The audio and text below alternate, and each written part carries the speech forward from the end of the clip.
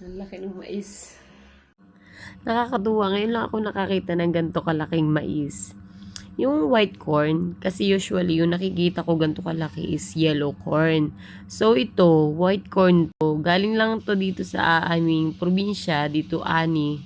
Kaya natutuwa ako may ganito pala kalaking mais na naaani dito sa aming probinsya. Ito na yung breakfast ko and then lunch. Since 2 p.m. na nang ako ay bumaba dito sa aming kusina para maglingka. Alam niyo yung maglingka? Maghanap ng makakain.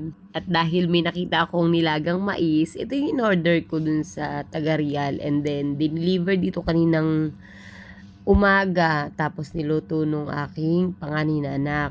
And as you can see, sarap na sarap ako dyan kasi nalalasahan ko yung alat niya and then yung tamis. Bakit maalat? Kapag nilalaga kasi nilalagyan niya ng asin para mag-balance yung kanyang lasa. Napakarami ko na palang sinabi pero hindi man lang ako nag-akit. Anyway, marami palang nilagay yung anak ko na mais isang kaldero.